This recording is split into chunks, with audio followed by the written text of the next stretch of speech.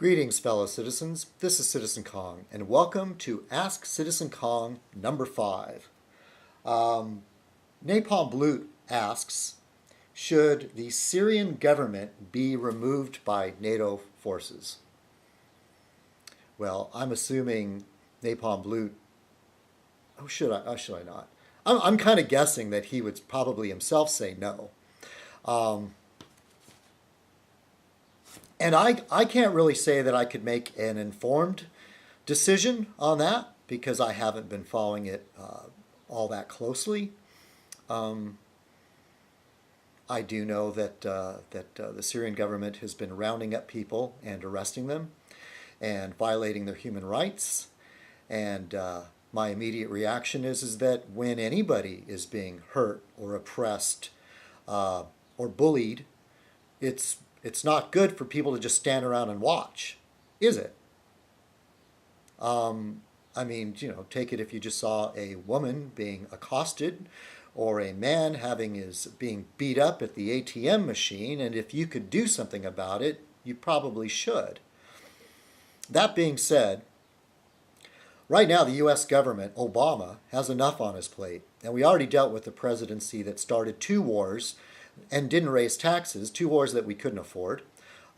Bush argued that taking out Saddam Hussein, he was an evil man and we needed to do something about that. But let's face it, the real motivation was oil, and Bush himself said that being a war president would assure his reelection, and that it was George Bush Sr.'s mistake to not have a war ongoing while he was running for reelection.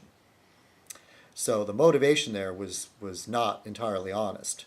And face it, there's probably a whole list of bad governments and countries where people are being oppressed. So we have to pick our battles. But right now, I think Obama has enough on his plate, and I think it's good that we are pulling out of Iraq and making gestures and noises about pulling out of Afghanistan.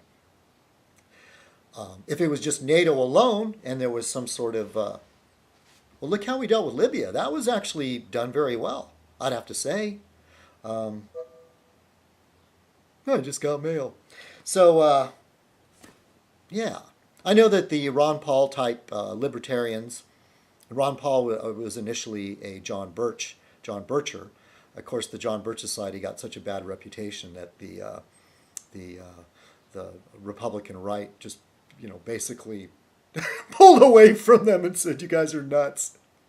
Anyway, the whole isolationist idea is that we don't go around sticking our noses in other people's business. And, there's a part of me that agrees with that. But then again, I believe in the adage that evil triumphs when good men do nothing. And I, for one, would rather not see evil triumph.